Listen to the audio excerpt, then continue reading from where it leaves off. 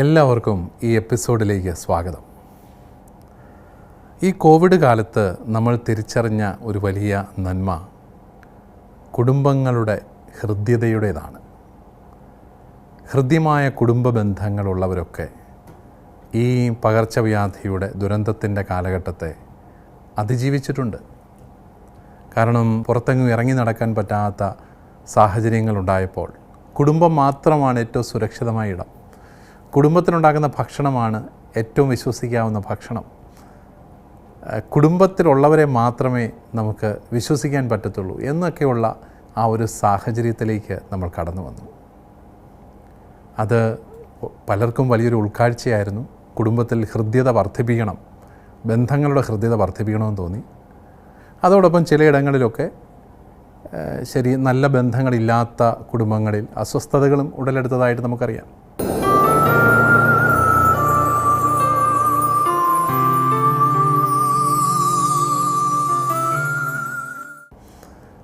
എൻ്റെ ബാല്യകാലത്തെക്കുറിച്ച് ചിന്തിക്കുമ്പോഴും എനിക്ക് തോന്നുന്നു ഞങ്ങളുടെ വലിയ കുടുംബം എൻ്റെ ജീവിതത്തിലെ ഒരു വലിയ സ്വാധീനം തന്നെയായിരുന്നു. 7 മക്കളിൽ 7ാമനാണ് ഞാൻ. എൻ്റെ അച്ചാച്ചൻ എനിക്ക് 4 വയസ്സുള്ളപ്പോൾ ഈ ലോകത്തോട് വിട പറഞ്ഞു. പിന്നെ അമ്മയാണ് ഞങ്ങളെ പ്രധാനമായിട്ടും ഈ 7 മക്കളെയും ഈ പട്ടണത്തിലെ സർവ്വ സാഹചര്യങ്ങളിലും വിശ്വാസം നഷ്ടപ്പെടാതെ ജീവിക്കാനായിട്ട് നേതൃത്വം നൽകിയത്. ഒരു സാമ്പത്തികമായിട്ട് ഒത്തിരി ബുദ്ധിമുട്ടുകൾ, ഇത്രയും പേരുടെ പഠനം, എല്ലാവരും തന്നെ കോളേജിലും ഒക്കെ പോയി പഠിച്ചു. അപ്പോൾ ആ കാലഘട്ടത്തിൽ ഇതെല്ലാം വളരെ ദുഷ്കരമായ ഒരു സാഹചര്യമായിരുന്നു. അവിടെ അമ്മയുടെ ദൈവാശ്രയ ബോധവും പ്രാർത്ഥനയും അതിലുള്ള വലിയ നിഷ്ഠയും ചിട്ടയും എല്ലാം ഒരു വലിയ സ്വാധീനമായിരുന്നു എന്ന് ഞാൻ പലപ്പോഴും തിരിച്ചറിയുന്നുണ്ട്. കുടുംബ പ്രാർത്ഥനയ്ക്ക് അമ്മ നൽകിയിരുന്ന ഒരു വലിയ പ്രാധാന്യം, പിന്നെ സമയമുള്ളപ്പോഴൊക്കെ കൊന്ത ചൊല്ലുന്ന ഒരു സ്വഭാവം, അതെല്ലാം ഒരു വലിയ സ്വാധീനം എല്ലാവരിലും തന്നെ ഉളവാക്കിയിരുന്നു എന്നുള്ളതാണ് വാസ്തവം. മിക്കവാറും ദിവസം കുർബാനയ്ക്ക് പോകും. അപ്പോൾ അത് കണ്ടു വളരുന്ന മക്കൾ തീർച്ചയായിട്ടും ദേവാലയത്തോടും ദൈവിക കാര്യങ്ങളോടും ഒരു സ്വാഭാവികമായ പ്രതിപത്തി വളർത്തിയെടുത്തു എന്നുള്ളതും മറക്കാനായിട്ട് സാധിക്കുകയില്ല. മാതാപിതാക്കൾ നമ്മളെ ഒത്തിരി സ്നേഹിക്കുന്നുണ്ട്. അതുപോലെ ചില സാഹചര്യങ്ങളിൽ സ്നേഹിക്കാതിരുന്നും അവർ നമ്മളെ ലോകത്തിൽ നന്നായിട്ട് ജീവിക്കാനായിട്ട് നമ്മളെ ഒരുക്കുന്നുണ്ട്. എപ്പോഴും സ്നേഹം കിട്ടി വളരുന്നവരോ അല്ലെങ്കിൽ എപ്പോഴും കരുതൽ കിട്ടി വളരുന്നവരോ ആണ് ലോകത്തെ അതിജീവിക്കുന്നതെന്ന് ഞാൻ വിചാരിക്കുന്നില്ല. ജീവിതത്തിലെ ചില പരിപരുത്ത യാഥാർത്ഥ്യങ്ങൾ നേരിടാനുള്ള പരിശീലനവും നമുക്ക് കുടുംബങ്ങളിൽ നിന്ന് തന്നെ കിട്ടണം. ഇഷ്ടമുള്ളതെല്ലാം സാധിച്ചു തരുന്ന മാതാപിതാക്കളെ അല്ല ഇന്ന് വേണ്ടത്. ചില കാര്യങ്ങൾ കൃത്യമായ നിഷ്ഠയോടുകൂടി പറഞ്ഞു തരാനും അത് ഒരുപക്ഷെ ഇച്ചിരി ശിക്ഷിച്ചൊക്കെ ആണെങ്കിലും അത് പഠിപ്പിച്ചെടുക്കാനും ഒക്കെ സാധിക്കുന്ന മാതാപിതാക്കളെയാണ്. ആ ഒരർത്ഥത്തിൽ ഒത്തിരി തല്ലൊക്കെ കൊണ്ട് വളർന്ന ഒരാളാണ് ഞാനും. അതിൽ ഒക്കെ നമുക്കിപ്പോൾ തിരിഞ്ഞ് ചിന്തിക്കുമ്പോൾ നമുക്ക് സന്തോഷം മാത്രമേ ഉള്ളൂ. അങ്ങനെ ഒരു സാഹചര്യത്തിൽ വളർന്നതുകൊണ്ട് ഈ ദൈവവിളി കണ്ടെത്താനും അതിൽ ഒത്തിരിയേറെ സംശയങ്ങളും ഒത്തിരിയേറെ പിന്നോട്ട് വലിച്ചിലുകളും ഒക്കെ ഉണ്ടായപ്പോഴും ഉറച്ചു നിൽക്കാനും ഒക്കെ സാധിച്ചു എന്നുള്ളത് നമ്മൾ നന്ദിയോടുകൂടി ഓർക്കുകയാണ്. നമ്മുടെ മാതാപിതാക്കൾ നമുക്ക് നൽകുന്ന ഒരു വലിയ സ്വാധീനം അത് ജീവിതകാലം മുഴുവൻ നിലനിൽക്കുന്നതാണ്. അതുകൊണ്ടാണ് മാതാപിതാക്കളോടുള്ള ബന്ധം ഹൃദ്യമായിട്ട് സൂക്ഷിക്കുന്ന മക്കൾക്കും മനസ്സിൽ തന്നെ ഒരു വലിയ ശാന്തത അനുഭവപ്പെടും. നമ്മൾ ആഗ്രഹിക്കുന്നത് പോലെ പെരുമാറുന്നവരായിരിക്കുകയില്ല നമ്മുടെ മാതാപിതാക്കൾ. എങ്കിൽ തന്നെയും അവരെ ഉൾക്കൊള്ളാനായിട്ട് സാധിക്കുകയും അവരുടെ സർവ്വ പ്രത്യേകതകളോടും കൂടെ അവരെ ഉൾക്കൊള്ളാൻ സാധിക്കുകയൊക്കെ ചെയ്യുമ്പോൾ അത് തന്നെ നമ്മുടെ മനസ്സിൻ്റെ ഒരു വലിയ ശാന്തതയായിട്ട് മാറുകയാണ്. ഏതായാലും പ്രാർത്ഥനയ്ക്ക് ഒത്തിരി പ്രാധാന്യം കൊടുത്ത അമ്മയെ പലപ്പോഴും ഞാൻ എൻ്റെ ജീവിതത്തിൽ ഈ ദൈവവിളിയുടെ പശ്ചാത്തലത്തിൽ ചിന്തിക്കുമ്പോൾ സ്നേഹത്തോടു കൂടി ഓർക്കുന്നു. വളരെ ചെറുപ്രായത്തിൽ അപ്പച്ചൻ മരിച്ചു പോവുക, അച്ചാച്ചൻ മരിച്ചു പോവുക, അതുപോലെ ഇത്രയും മക്കളെ വളർത്തുക, ഇതൊക്കെ എളുപ്പമുള്ള കാര്യമല്ല. പലപ്പോഴും ഒരിടത്തരം കുടുംബത്തെ സംബന്ധിച്ചിടത്തോളം അവിടെ എനിക്ക് തോന്നുന്നു ഒരു ധൈര്യവും ഒരു പ്രത്യാശയും ഒക്കെ നൽകുക എന്നുള്ളത് വളരെ പ്രധാനപ്പെട്ട ഒരു കാര്യമാണ്. ആ ധീരതയോടെ തന്നെ അമ്മ മക്കളെ എല്ലാവരെയും വളർത്തി, അവർ പ്രത്യാശ എല്ലാവർക്കും തന്നു. അതൊക്കെ ഞങ്ങളെല്ലാവരും ഇന്നും നന്ദിയോടുകൂടി ഓർക്കുന്ന ഒരു കാര്യമാണ്. തനിച്ച് നിന്ന് ഒരു കുടുംബത്തെ വളർത്തുക, അതൊക്കെ എനിക്ക് തോന്നുന്നു ദൈവം നൽകുന്ന ഒരു വലിയ കൃപയാണ്. ദൈവം കൂടെ ഉണ്ട് എന്നുള്ളൊരു ബോധ്യം, അതാണ് പലപ്പോഴും അതിനൊരു വലിയ ശക്തിയായിട്ട് മാറുന്നത്. ആ ഒരു രീതിയിലെല്ലാം ജീവിതത്തിൽ ഏത് സാഹചര്യങ്ങളിലും ജീവിക്കാനായിട്ടുള്ളൊരു പാഠം അമ്മ അറിയാതെ തന്നെ ഞങ്ങൾക്കൊക്കെ നൽകിയിട്ടുണ്ട് എന്ന് ഞാൻ ഓർക്കുകയാണ്. എൻ്റെ പല സുഹൃത്തുക്കളും പറഞ്ഞിട്ടുണ്ട്, ചില സ്ഥലങ്ങളിൽ കിടന്നുറങ്ങി അവർക്ക് ഉറക്കം വരികയില്ല, കട്ടിൽ മാറിയാൽ ബുദ്ധിമുട്ടാണ്, അല്ലെങ്കിൽ സ്ഥലങ്ങൾ മാറിയാൽ ബുദ്ധിമുട്ടാണ്. എനിക്കൊരു ബുദ്ധിമുട്ടും ഉണ്ടായിട്ടില്ല. എവിടെയൊക്കെ ചെന്നാലും അതിനോടെല്ലാം പൊരുത്തപ്പെടാനായിട്ട് സാധിച്ചിട്ടുണ്ട്. ഉറക്കം അതിൻ്റെ ഒന്നും പേരിൽ നഷ്ടപ്പെട്ടിട്ടില്ല. അതൊക്കെ കുറച്ചും കൂടെ ഒരു പരിപരുത്ത യാഥാർത്ഥ്യങ്ങളെ നേരിടാനുള്ള ആ ഒരു കഴിവ് അത് ലഭിച്ചതുകൊണ്ടാണ് എന്ന് ഞാൻ വിചാരിക്കുകയാണ്. അതിലൊക്കെ അമ്മച്ചിയുടെ സ്വാധീനം വളരെ വലുതായിരുന്നു എന്ന് നമ്മളിപ്പോൾ തിരിച്ചറിയുന്നുണ്ട്.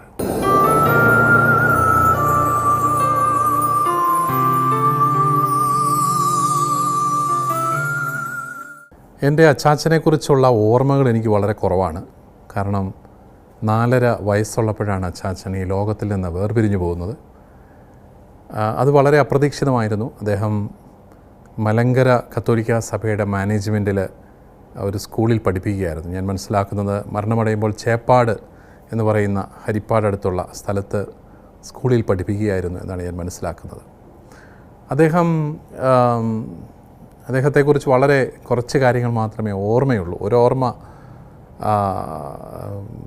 വളരെ സ്ട്രിക്റ്റായിട്ടുള്ള ഒരു വ്യക്തിയായിരുന്നു.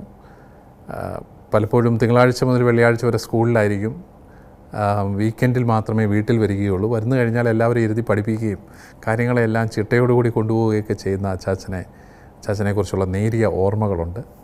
അതിലേറെ അച്ചാച്ചനെക്കുറിച്ച് മറ്റുള്ളവർ പറഞ്ഞിട്ടുള്ള കാര്യങ്ങൾ, ഓർമ്മകളൊക്കെയാണ് എൻ്റെ മനസ്സിലുള്ളത്. വളരെ സന്തോഷപൂർവ്വവും വളരെ ആദരവോടെയും അദ്ദേഹത്തെക്കുറിച്ച് സംസാരിക്കുന്നത് കേൾക്കാനായിട്ട് ഇടയായിട്ടുണ്ട്. നല്ലൊരു അധ്യാപകനായിരുന്നു, ഒത്തിരി വായിക്കുന്ന മനുഷ്യനായിരുന്നു. വീട്ടിൽ ഒരു വലിയ ഗ്രന്ഥാലയമുണ്ട്. വല്യപ്പൻ്റെയും അച്ചാച്ചൻ്റെയും ഒക്കെ പുസ്തകങ്ങൾ സൂക്ഷിക്കുന്ന അലമാരകളൊക്കെ കണ്ടാണ് ഞങ്ങൾ വളർന്നിട്ടുള്ളത്. ആ പുസ്തകങ്ങളൊക്കെ വായിക്കാനായിട്ട് സാധിച്ചിട്ടുണ്ട്. അപ്പോൾ അങ്ങനെ ചെറുപ്പം മുതലേ അത്രയും നല്ല പുസ്തകങ്ങൾ പരിചയപ്പെടാനായിട്ട് സാധിച്ചു, കുറേയൊക്കെ വായിക്കാനായിട്ട് സാധിച്ചു. അതെല്ലാം തന്നെ എൻ്റെ എല്ലാ ശുശ്രൂഷകളെയും ഒത്തിരിയേറെ സ്വാധീനിച്ചിട്ടുണ്ട്. അദ്ദേഹം ഒരു നല്ല അധ്യാപകനായിരുന്നു, വല്യപ്പച്ചനും ഒരു അധ്യാപകനായിരുന്നു.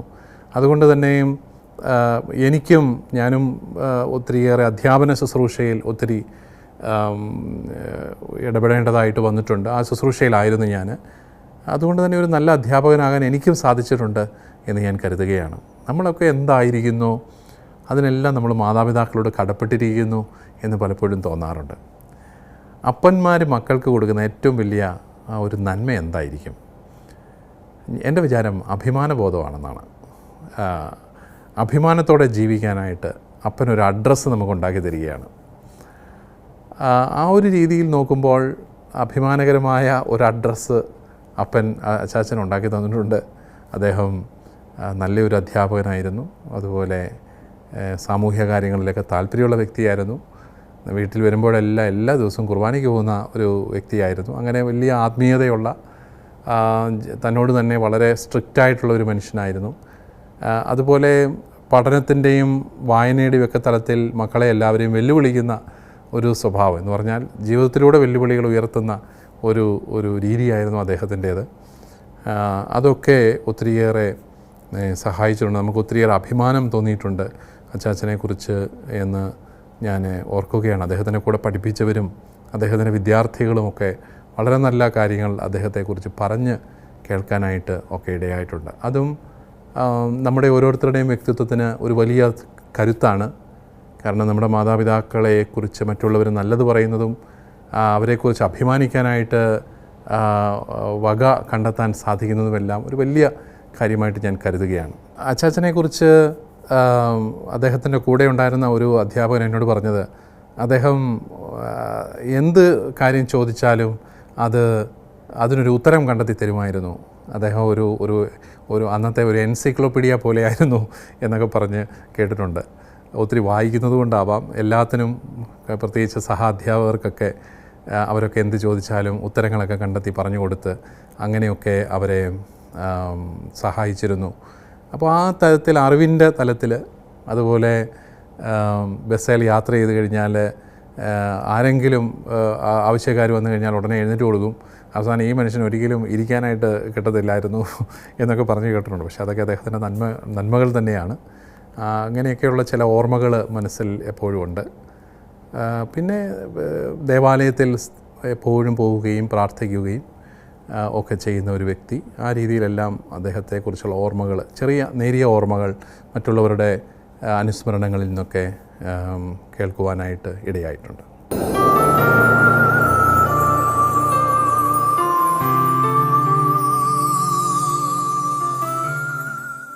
വിദ്യാലയം എന്ന് പറയുന്നത് നമ്മളെ സംബന്ധിച്ചിടത്തോളം രണ്ടാമത്തെ ഒരു കുടുംബം തന്നെയാണ്, ഒരു വീട് തന്നെയാണ്. അവിടെ നമ്മൾ കണ്ടെത്തുന്ന വ്യക്തികൾ നമ്മുടെ ജീവിതത്തിൽ ഏറ്റവും പ്രധാനപ്പെട്ടതാണ്. എൻ്റെ ഒരു വലിയ ദൈവാനുഗ്രഹം, എനിക്ക് കത്തോലിക്ക സ്കൂളുകളിൽ പഠിക്കാനായിട്ട് എൻ്റെ വീടിന് തൊട്ടടുത്ത് സെയിൻറ്റ് ജോസഫ്സ് LP സ്കൂളുണ്ട്. നമ്മുടെ സിസ്റ്റേഴ്സ്, കർമ്മലീത്ത സിസ്റ്റേഴ്സ് നടന്ന സ്കൂളാണ്. അവിടെയായിരുന്നു ഞാൻ നഴ്സറി മുതൽ 4ാം ക്ലാസ് വരെ. എന്നെ നഴ്സറി പഠിപ്പിച്ച അമ്മ റജീന അമ്മ കഴിഞ്ഞ വർഷമാണ് മരിച്ചുപോയത്. 1ാം ക്ലാസ്സിൽ പഠിപ്പിച്ച അമ്മ നേരത്തെ മരിച്ചുപോയി, ലൊറേറ്റ അമ്മയായിരുന്നു. പിന്നെ 4ാം ക്ലാസ്സിൽ പഠിപ്പിച്ചിരുന്ന അത്തനാസിയാമ്മയുണ്ട്, അമ്മയും ഈ അടുത്ത നാളിൽ ആണ് മരിച്ചുപോയത്. അവരൊക്കെ ദൈവവിളി എന്ന് പറയുന്ന ആ ഒരു പുണ്യം നമ്മുടെ മനസ്സിലേക്ക് നൽകാനായിട്ട് അവർക്കൊക്കെ സാധിച്ചിട്ടുണ്ട്. അതുപോലെ ഞങ്ങളുടെ സ്വഭാവ രൂപീകരണത്തിൽ ഒത്തിരി കാർക്കശ്യത്തോടുകൂടി ഇടപെട്ട ഞങ്ങളുടെ പഴയ ഹെഡ് മിസ്ട്രസ് ഒരു വിൻസെൻ്റ് അമ്മയുണ്ട്. അമ്മയൊക്കെ മരിച്ചുപോയി. അവരൊക്കെ ഞാൻ ഓർക്കുകയാണ്. പേടി സ്വപ്നമായിരുന്നു അവരൊക്കെ, എങ്കിൽ തന്നെയും വളരെ കാർക്കശ്യത്തോടു കൂടിയും ഞങ്ങൾ ആൺകുട്ടികളെയൊക്കെ പ്രത്യേകം കരുതലോടുകൂടിയും എല്ലാം വളർത്തിക്കൊണ്ടുവന്ന് ഞാൻ ഓർക്കുന്നു. അത് അവിടെ ക്ലാസ്സിൽ കൂടുതലും 10 ആൺപിള്ളേരെയൊക്കെ എടുക്കത്തുള്ളൂ ഒരു ക്ലാസ്സിൽ, ബാക്കിയെല്ലാം പെൺപിള്ളേരാണ്. ഈ അടുത്ത നാളിൽ ഞങ്ങൾ LP സ്കൂളിൽ പഠിപ്പിച്ച എല്ലാവരും കൂടെ വാട്സപ്പിൽ ഒരു ഗ്രൂപ്പൊക്കെ ഉണ്ടാക്കി അധ്യാപകരെയൊക്കെ ഓർമ്മിച്ചു. അതൊക്കെ ഒരു വലിയ സന്തോഷമായിട്ട് ഞാൻ കരുതുകയാണ്. പിന്നീട് ഞാൻ സേക്രഡ് ഇംഗ്ലീഷ് മീഡിയം സ്കൂളിൽ പോയി. അന്നത് ചങ്ങനാശ്ശേരിയിലെ ഏറ്റവും നല്ലൊരു സ്കൂളാണ്. നല്ല ഫീസ് കൊടുക്കേണ്ട ഒരു സ്കൂളാണ്. എങ്കിലും അവിടെ പോയി പഠിച്ചത് ഞാൻ ഓർക്കുന്നു. അവിടുത്തെ ബഹുമാനപ്പെട്ട വർഗീസ് ഒണയാത്തുംകുഴി അച്ഛനായിരുന്നു ഞങ്ങളുടെ പ്രിൻസിപ്പൽ, അവിടുത്തെ ഹെഡ് മാസ്റ്റർ അദ്ദേഹം. പിന്നെ ഞള്ളത്തുവേലിൽ അച്ഛനുണ്ടായിരുന്നു, കുരിശുമുട്ടിൽ അച്ഛനുണ്ടായിരുന്നു. അതോടൊപ്പം ഞങ്ങളുടെ അവിടുത്തെ അധ്യാപകർ, അവരെല്ലാം ഒരു വലിയ സ്വാധീനം ചെലുത്തി. പ്രത്യേകിച്ച് ഞാൻ OJ വർഗീസ് അച്ഛനെക്കുറിച്ച് ഓർക്കുന്നത്, അദ്ദേഹം വലിയൊരു മാന്യത, ജീവിതത്തിൽ മാന്യത എന്താണെന്ന് ഞങ്ങളെ ഓരോരുത്തരെയും പഠിപ്പിച്ച ഒരു വ്യക്തിയാണ്. വളരെ മാന്യമായിട്ട് ഇടപെടും, സ്നേഹമായിട്ട് ഇടപെടും, ഇടപെടേണ്ടിടത്തോളം മാത്രം ഇടപെടും. അതേസമയം എക്സലൻസ്, സ്കൂളിൻ്റെ എക്സലൻസ് എന്നൊക്കെ ഉള്ളത് അദ്ദേഹത്തിന് ഒരു വലിയ ഒരു സ്വപ്നമായിരുന്നു. സേക്രഡ് സ്കൂളിൻ്റെ പ്രശസ്തി അത് അദ്ദേഹത്തിൻ്റെ കാലത്താണ് ഒത്തിരി റാങ്കുകളും ഒത്തിരി നല്ല റിസൾട്ടും എല്ലാം വരുന്നത്. അന്നത്തെ കാലത്ത് ഒരു പ്രധാനപ്പെട്ട വിദ്യാലയമായിരുന്നു അത്. അന്ന് ഞാൻ ഓർക്കുന്നു, ദൂരദേശങ്ങളിൽ നിന്ന് പോലും അവിടെ വന്ന് പഠിക്കുന്ന കുട്ടികളുണ്ടായിരുന്നു, ബോർഡിംഗ് സ്കൂളുണ്ടായിരുന്നു. അങ്ങനെയൊക്കെയുള്ള പരിപാടികൾ അവിടെ ഉണ്ടായിരുന്നു. അവരെ ഞാൻ ഒത്തിരി നന്ദിയോടുകൂടി ഓർക്കുന്നുണ്ട്. കാരണം സേക്രഡ് സ്കൂളിലും അത് പണ്ടൊരു അപ്പസ്റ്റോലിക് സ്കൂളൊക്കെ ആയിരുന്നു. അതുകൊണ്ട് തന്നെ അവിടെയും എല്ലാ ആദ്യ വെള്ളിയാഴ്ചയുള്ള കുർബാന, അതുപോലെ കുമ്പസാരം, പിന്നെ ഈ വൈദികരുടെ സാന്നിധ്യം, ഇതെല്ലാം പ്രധാനപ്പെട്ടത്. എനിക്ക് തോന്നുന്നു ഇപ്പോഴത്തെ മാതാപിതാക്കളും നമ്മൾ പിള്ളേരെ കൊണ്ടുപോയി ചേർക്കുന്നത് വലിയ വലിയ ഇൻ്റർനാഷണൽ സ്കൂളുകളിലൊക്കെ കൊണ്ട് ചേർത്തു എന്നുള്ളതിനേക്കാളും കത്തോലിക്ക ക്രൈസ്തവ മൂല്യങ്ങൾ നൽകുന്ന വിദ്യാലയത്തിൽ ചേർക്കാൻ സാധിക്കുകയാണെങ്കിൽ ഈ കുട്ടികൾ പഠിക്കുക മാത്രമല്ല ചെയ്യുക, അവരുടെ സ്വഭാവ രൂപീകരണത്തെ അത് വളരെ സ്വാഭാവികമായിട്ട് സ്വാധീനിക്കുമെന്നുള്ളതാണ്. എന്ന് വെച്ചാൽ ഈ വൈദികരുടെയും സിസ്റ്റേഴ്സിൻ്റെയും സാന്നിധ്യം ക്യാമ്പസിൽ ഉണ്ടാകുന്നത് തന്നെ കുട്ടികളുടെ ചിന്തയുടെ വാതായനങ്ങളെ വിശാലമാക്കും. കാരണം അവർ എന്തുകൊണ്ട് ഇവരിങ്ങനെ ജീവിക്കുന്നു എന്നുള്ള ഒരു ചോദ്യം ഈ കൊച്ചു കുട്ടികളുടെ മനസ്സിലുണ്ടാവും. അവരുടെ സ്നേഹം, അവരുടെ കരുതൽ, അവരുടെ ആ ഒരു സമർപ്പണം, ഇതെല്ലാം കിട്ടുമ്പോൾ എന്തുകൊണ്ട് ഇവരിങ്ങനെ ജീവിക്കുന്നു, അപ്പോൾ അവർ ദൈവത്തിങ്കിലേക്ക് എത്തുകയാണ്. അപ്പോൾ നല്ല രീതിയിൽ ജീവിക്കണം എന്നൊക്കെയുള്ളൊരു ചിന്ത അറിയാതെ അവരുടെ ഉള്ളിൽ കടന്നു വരികയാണ്. അതാണ് കത്തോലിക്ക വിദ്യാലയങ്ങളുടെ ഒരു വലിയ നന്മ. ആ രീതിയിൽ നല്ല കുറേ അധ്യാപകർ അവിടെ ഉണ്ടായിരുന്നു. അവർ വളരെ കഷ്ടപ്പെട്ട് പഠിപ്പിച്ചിരുന്നു എന്നുള്ളത് ഞാൻ ഓർക്കുകയാണ്. വിദ്യാഭ്യാസ കാലത്തും എനിക്ക് തോന്നുന്നു സൺഡേ സ്കൂളുമായിട്ട് ബന്ധപ്പെട്ട ഓർമ്മകൾ ഒത്തിരിയുണ്ട്. അവിടെ കുറച്ചും കൂടെ ആക്റ്റീവായിരുന്നു. നാടകങ്ങളും നാടകങ്ങൾ കളിക്കുക, പഠിക്കാനായിട്ട് പോവുക, മാർഗം കളി അവതരിപ്പിക്കുക, ഇതൊക്കെ അന്നത്തെ ഒരു പരിപാടിയായിരുന്നു. എല്ലാ മത്സരങ്ങളിലും പോയി ചേരുമായിരുന്നു. അങ്ങനെയെല്ലാം ഒരു ഒരു പ്രത്യേകമായ വളരെ സജീവമായ ഒരു ജീവിതം ഇടവകയോട് ബന്ധപ്പെട്ട് ആ കാലഘട്ടത്തിൽ ഉണ്ടായിരുന്നു. ഞാൻ ഓർക്കുന്നുണ്ട്, ആദ്യമായിട്ട് 5ാം ക്ലാസ്സിലോ 6ിലോ പഠിച്ചപ്പോൾ ഞങ്ങൾ 5-6 പേര് കൂടി ഒരു നാടകമൊക്കെ ഉണ്ടാക്കി കളിച്ചതും അത് ഭയങ്കര മണ്ടത്തരമായിരുന്നു. എല്ലാവരും കൂടെ ചിരിച്ച് ഞങ്ങളുടെ അഭിനയമൊക്കെ കണ്ട്, കാരണം ഒന്നും അറിയത്തില്ല, നാടകം കളിക്കണമെന്ന് മാത്രമേ അറിയത്തുള്ളൂ. അങ്ങനെയൊക്കെ ചോദിച്ചതൊക്കെ പിന്നീട് ഞങ്ങൾക്ക് ശരിയായ ട്രെയിനിങ് ഒക്കെ കിട്ടി, നാടകങ്ങളിലൊക്കെ സമ്മാനങ്ങളുമൊക്കെ വാങ്ങി. അങ്ങനെ കലാപരിപാടികളുമായിട്ടൊക്കെ ബന്ധപ്പെട്ട ഒത്തിരി ഓർമ്മകൾ എനിക്കുണ്ട്. പിന്നീട് ഞാൻ സെൻറ്റ് ബർക്ക്മെൻസ് കോളേജിൽ പ്രീ ഡിഗ്രി പഠിക്കാനായിട്ട് വന്നു. അവിടെ അന്ന് ബഹുമാനപ്പെട്ട മാരൂർ ജോസഫ് അച്ഛനാണ്, അദ്ദേഹം ഒരു ശാസ്ത്രജ്ഞനുമൊക്കെയാണ്. അദ്ദേഹമായിരുന്നു അവിടുത്തെ പ്രിൻസിപ്പൽ. അദ്ദേഹം ഇപ്പോൾ അമേരിക്കയിൽ ജോലി ചെയ്യുന്നുണ്ട്. പിന്നെ ബഹുമാനപ്പെട്ട മടത്തിപ്പറമ്പിൽ അച്ഛനായിരുന്നു വൈസ് പ്രിൻസിപ്പൽ. അവരുടെയൊക്കെ ഒരു കാഴ്ചയും അവരൊന്നും ഞങ്ങളോട് നേരിട്ട് അധികം ഇടപെടാറില്ല, കാരണം വലിയ ഒരു കോളേജ്, 10,000-3500 വിദ്യാർത്ഥികളുണ്ട്. സാമാന്യം അവരെയൊക്കെ പേടിയുമാണ്, കാരണം അവർ ഇത്രയും വലിയ മെൻസ് കോളേജിൻ്റെ ഡിസിപ്ലിൻ ഒക്കെ വളരെ കരുതലോടുകൂടി പാലിച്ചുകൊണ്ടിരിക്കുന്ന ആ ഒരു കാലഘട്ടമാണ്. അപ്പോൾ ആ 2 വർഷവും വീണ്ടും ഒരു കാത്തലിക് കോളേജിൽ പഠിക്കാനായിട്ട് സാധിച്ചു.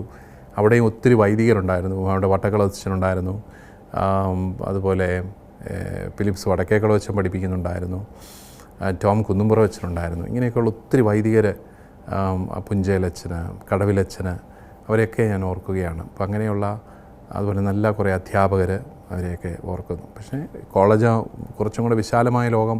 അവിടെ നമ്മൾ വ്യക്തിപരമായ ബന്ധങ്ങൾ അധ്യാപകരോട് ഇച്ചിരി കുറവായിരുന്നു. പക്ഷേ എങ്കിലും ആ ഒരു ആംബിയൻറ്റ്, ആ ഒരു പശ്ചാത്തലം നമ്മുടെയൊക്കെ ഉള്ളിൽ തന്ന നല്ല ഓർമ്മകളുണ്ട്.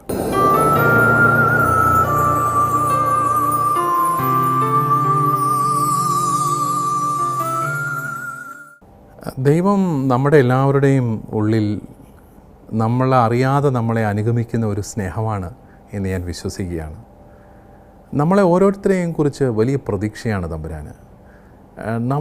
നമുക്ക് വേണ്ടി കാത്തിരിക്കുന്ന ഒരാൾ, നമ്മളെന്തെല്ലാം കുഴപ്പം കാണിച്ചാലും, നമ്മളെ ഏൽപ്പിച്ച ഉത്തരവാദിത്തങ്ങൾ നമ്മൾ ചെയ്തില്ലെങ്കിലും വീണ്ടും വീണ്ടും നമ്മളെ പ്രതീക്ഷിക്കുന്ന വളരെ കരുണയുള്ള ഒരു ദൈവത്തെയാണ് ഞാൻ എൻ്റെ ജീവിതത്തിൽ കണ്ടുമുട്ടിയിട്ടുള്ളത്. വഴക്ക് പറയുന്ന, ശിക്ഷിക്കുന്ന ദൈവത്തെ എന്നുള്ളതിനേക്കാളും കരുതലോടെ കാത്തിരിക്കുന്ന ഒരു ദൈവത്തെയാണ് ജീവിതത്തിൽ എന്നും കാണാനായിട്ട് സാധിച്ചത്. അത് ഒരു വലിയ ദൈവാനുഭവമായിട്ട് ഞാൻ ഓർക്കുകയാണ്. ഞാൻ ഈ മെത്രാൻ സ്ഥാനത്തേക്കൊക്കെ തിരഞ്ഞെടുക്കപ്പെട്ടപ്പോൾ ഞാൻ ദൈവത്തോട് ചോദിച്ച ഒരു ചോദ്യം, ദൈവം എന്തുകൊണ്ട് ഞാൻ 450 വൈദികരുണ്ട്, എന്തുകൊണ്ട് എന്നെ നീ തിരഞ്ഞെടുത്തു? ഞാൻ മിടുക്കനായിട്ടാണോ, ഞാൻ കുറച്ചും കൂടെ മേന്മയുള്ളതായിട്ടാണോ, അതോ നീ പറഞ്ഞ കാര്യങ്ങളൊക്കെ ഞാൻ നന്നായിട്ട് ചെയ്തുകൊണ്ടാണോ? ഒന്നുമല്ല. അതെനിക്ക് നന്നായിട്ടറിയാം, തമ്പുരാനും അറിയാം. എനിക്ക് കിട്ടിയ ഒരു മറുപടി, കൂടുതൽ സ്നേഹിക്കാൻ വേണ്ടി എന്നെ തിരഞ്ഞെടുക്കുകയാണ്. ഓരോ തിരഞ്ഞെടുപ്പും കൂടുതൽ സ്നേഹിക്കാൻ വേണ്ടിയിട്ടാണ് എന്നൊരു വലിയ ബോധ്യം എനിക്കെന്നുമുണ്ട്. ദൈവത്തെ കൂടുതൽ സ്നേഹിക്കാൻ അവിടുന്ന് നിന്നെ വൈദികനാക്കുന്നു, അവിടുന്ന് നിന്നെ സമർപ്പിത ജീവിതത്തിലേക്ക് വിളിക്കുന്നു. കൂടുതൽ സ്നേഹിക്കാൻ അവിടുന്ന് നിന്നെ മെത്രാൻ സ്ഥാനത്തേക്ക് തിരഞ്ഞെടുക്കുന്നു. അപ്പോൾ ഇനി കൂടുതൽ സ്നേഹിക്കണം, കാരണം ഇത്രയും പേർക്ക് വേണ്ടി പ്രാർത്ഥിക്കണം, അങ്ങനെ സഭയ്ക്ക് വേണ്ടി മുഴുവൻ പ്രാർത്ഥിക്കണം. അങ്ങനെ കൂടുതൽ ദൈവത്തെ സ്നേഹിക്കാനും കരുതാനും ഒക്കെ ആയിട്ട് നമ്മൾ ഓരോരുത്തരും വിളിക്കപ്പെടുന്ന ഒരു അനുഭവമാണ്. ദൈവത്തിൻ്റെ ഒരു സാന്നിധ്യം, നമ്മൾ ചിലപ്പോഴൊക്കെ ആബ്സെൻസ് ഓഫ് ഗാഡ്, ദൈവമേ നീ എവിടെയാണെന്ന് ചോദിക്കുന്ന സാഹചര്യങ്ങളൊക്കെ ഉണ്ട്. പക്ഷേ അപ്പോഴും ദൈവം ശാന്തമായി, ഒരുപക്ഷെ നിശബ്ദമായി നമ്മുടെ ഓരോരുത്തരുടെയും ജീവിതത്തിൽ പ്രവർത്തിക്കുന്നുണ്ട് എന്നുള്ളതാണ് വാസ്തവം. അതിന് കുറച്ചും കൂടെ മനസ്സിനെ ശാന്തമാക്കണം ആ ദൈവത്തെ തിരിച്ചറിയാനായിട്ട്. ഞാൻ ഓർക്കുന്നു, എൻ്റെ ജീവിതത്തിൽ വലിയൊരു അദൃശ്യമായ ദൈവത്തിൻ്റെ ഒരു കരം എന്നും എന്നെ നയിച്ചിരുന്നു. ഏതെല്ലാം വഴികളിൽ നമുക്ക് വഴി തെറ്റിപ്പോകാമായിരുന്നു എന്ന് പലപ്പോഴും ഞാൻ ഓർത്തിട്ടുണ്ട്. ഏതെല്ലാം സാഹചര്യങ്ങളിൽ നമുക്ക് നമ്മളെ തന്നെ നഷ്ടപ്പെടാമായിരുന്നു. പക്ഷേ ദൈവം നമുക്കായിട്ട് പലതും ഒരുക്കി. ഞാൻ ഓർക്കുന്നു, ഞാൻ റോമിൽ പഠിക്കുന്ന കാലത്ത് വളരെ പ്രത്യേകിച്ചും നമുക്ക് സ്കോളർഷിപ്പൊക്കെ ഇല്ലെങ്കിൽ ഇവിടെ പഠിക്കാനായിട്ട് സാധിക്കുകയില്ല. ഒരു പ്രാവശ്യം എനിക്കൊരു സ്കോളർഷിപ്പ് നിഷേധിക്കപ്പെട്ടു. അത് ഒരു തരത്തിലും ഇത് കിട്ടാൻ സാധ്യതയില്ല. അപ്പോൾ വേറെ വഴികൾ നോക്കണം, അത് വളരെ ദുഷ്കരമാണ്. അപ്പോൾ ആ സാഹചര്യത്തിലൊക്കെ ഞാൻ ഓർക്കുമായിരുന്നു, ദൈവം അഭിമന്യ പിതാക്കന്മാരിലൂടെയൊക്കെ ദൈവം ഇടപെട്ടു, തീരുമാനം അവർ മാറ്റുന്നു. നമുക്ക് പഠിക്കാനായിട്ടുള്ള സ്കോളർഷിപ്പൊക്കെ തരുന്നു. പിന്നെ കുറേ സൗഹൃദങ്ങൾ, കുറേ നല്ല ബന്ധങ്ങൾ, നമ്മളെ കരുതുന്ന, നമ്മളെ പിന്തുണയ്ക്കുന്ന ബന്ധങ്ങൾ നമുക്ക് ലഭിക്കുന്നു. ഇതെല്ലാം എന്തോ ദൈവം നമുക്ക് വേണ്ടിയിട്ട് ഒരുക്കി വയ്ക്കുന്നു എന്നുള്ളതാണ്. അത് നമ്മളെ ഒത്തിരി ശാന്തമാക്കും. നമ്മളൊത്തിരി ഭാവിയെക്കുറിച്ചൊന്നും ആകുലപ്പെടേണ്ട കാര്യമില്ല. നമ്മളങ്ങനെ എന്തു ഭക്ഷിക്കും, എന്ത് തിന്നും എന്ന ശരീരത്തെക്കുറിച്ചോ അങ്ങനെ കർത്താവ് പറയുന്നുണ്ടോ, നീ ആകുലപ്പെടേണ്ട. ആകാശത്തിലെ പറവകളെ നോക്കുവിൻ. ദൈവം നിനക്കായിട്ട് ചില കാര്യങ്ങൾ കരുതി വെച്ചിട്ടുണ്ട്.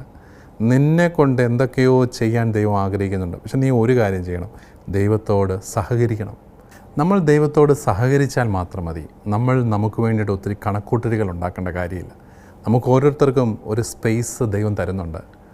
നമ്മളെ കൊണ്ട് എന്തൊക്കെയോ ഈ ലോകത്ത് ചെയ്യിക്കാൻ ദൈവം ആഗ്രഹിക്കുന്നുണ്ട്. അത് കണ്ടെത്താനുള്ള കൃപയ്ക്കായിട്ട് പ്രാർത്ഥിക്കുക.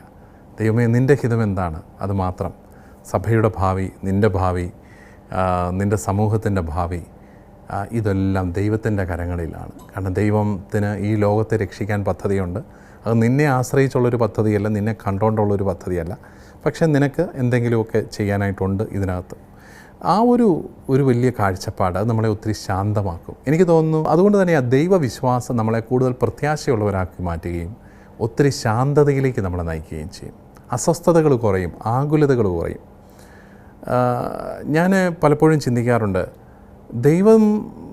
ദൈവത്തോടുള്ള എൻ്റെ ബന്ധത്തിൻ്റെ പ്രതിഫലനം എൻ്റെ മാനസികമായ ആരോഗ്യത്തിലും വ്യക്തികളോടുള്ള ബന്ധത്തിലുമൊക്കെയാണ് പ്രകടമാകുന്നത്. ബുദ്ധിമുട്ടുകളെ തരണം ചെയ്യാനായിട്ട് സാധിക്കുമോ? അവിടെയൊക്കെ ദൈവം നമ്മളെ ഒത്തിരിയേറെ കൈപിടിച്ച് നടത്തിയിട്ടുണ്ട് എന്ന് കരുതാനായിട്ട് സാധിക്കും. നമ്മുടെ കണ്ണ് നിറയുന്ന ഈ അനുഭവങ്ങൾ, നമ്മുടെ ഒരു കഴിവുമില്ലാതെ ചില കാര്യങ്ങളൊക്കെ ദൈവം വിജയിപ്പിച്ച് തരും നമുക്ക്. അതുകൊണ്ട് തന്നെ ഞാൻ പഠിച്ച ഒരു പാഠം, നമ്മളായിട്ട് ഒത്തിരി കണക്കൂട്ടലുകൾക്ക് പോകരുത്. പക്ഷേ ദൈവത്തിൻ്റെ കണക്കുകൂട്ടൽ എന്താണെന്ന് നിരന്തരമായിട്ട് ആരാഞ്ഞുകൊണ്ടിരിക്കണം. അവിടെ ദൈവം ആഗ്രഹിക്കുന്ന കാര്യങ്ങൾ അത് വളരെ പെട്ടെന്ന് അങ്ങ് നടക്കും. ഒത്തിരി തടസ്സങ്ങളില്ലാതെ തന്നെ അതങ്ങ് നടക്കും. ദൈവം ആഗ്രഹിക്കും. കാരണം ദൈവം വഴികളൊക്കെ കൃത്യമായി ക്രമീകരിച്ച് തരും. അതേസമയം നമ്മൾ തന്നെ ദൈവത്തിന് വേണ്ടി പദ്ധതി ഉണ്ടാക്കും. അപ്പോഴാണ് പലതും നടക്കാത്തത്. അതുകൊണ്ട് സുവിശേഷത്തിലെ ഈശോയെ കണ്ടെത്തി ഈശോയുടെ പദ്ധതികൾ എന്താണ് എന്ന് തിരിച്ചറിഞ്ഞ് മുമ്പോട്ട് പോകുന്ന ഒരു സാഹചര്യം, അതാണ് ഏറ്റവും പ്രധാനപ്പെട്ട ഒരു സാഹചര്യമെന്ന് ഞാൻ വിശ്വസിക്കുകയാണ്. എൻ്റെ ജീവിതത്തിൽ പുറകോട്ട് തിരിഞ്ഞു നോക്കുമ്പോൾ ദൈവത്തിൻ്റെ കാൽപ്പാടുകൾ പതിഞ്ഞു കിടപ്പുണ്ട്. നിങ്ങളുടെയും ജീവിതത്തിൽ അങ്ങനെയായിരിക്കുമെന്ന് ഞാൻ വിചാരിക്കുന്നു. നമ്മൾ ചിലപ്പോൾ ഇന്ന് നോക്കുമ്പോൾ ദൈവമേ നീ എന്ത് ചെയ്യുമെന്ന് ചോദിച്ചു കഴിഞ്ഞാൽ, എൻ്റെ ഈ ദുരന്തത്തിൻ്റെ നേരത്തെ നീ എന്ത് ചെയ്യുമെന്ന് ചോദിച്ചു കഴിഞ്ഞാൽ നമുക്ക് ചിലപ്പോൾ കാണാൻ പറ്റില്ല. പക്ഷെ നാളെ ഇന്നലെ നീ എവിടെയായിരുന്നു ചോദിച്ചു കഴിഞ്ഞാൽ കൃത്യമായിട്ട് ഉത്തരം കിട്ടും എവിടെയായിരുന്നു എന്ന്. അതുപോലെ തന്നെയല്ലേ ഈ കൊറോണ കാലത്ത് ദൈവമേ നീ എവിടെയാണെന്ന് ചോദിക്കുന്ന ഒത്തിരി പേരുണ്ട്. ഉത്തരം ക്ലിയർ അല്ല. കുറേ വർഷങ്ങൾക്ക് ശേഷം ഇതിനകത്തും ദൈവത്തിൻ്റെ കാൽപ്പാടുകളുണ്ടായിരുന്നു എന്ന് നമുക്ക് തിരിച്ചറിയാനായിട്ട് സാധിക്കും. എനിക്ക് തോന്നുന്നു ദൈവത്തിൻ്റെ ആ ഒരു സ്നേഹം നമ്മൾ പ്രതീക്ഷിക്കുന്ന രീതിയിലാവില്ല. പക്ഷേ അതിൻ്റെ അപ്പുറത്താണ് ദൈവത്തിന് നമ്മളോടുള്ള കരുതൽ. എന്നെ ശ്രവിച്ച നിങ്ങൾക്കെല്ലാവർക്കും ഒത്തിരി സന്തോഷത്തോടു കൂടി ഞാൻ നന്ദി പറയുന്നു.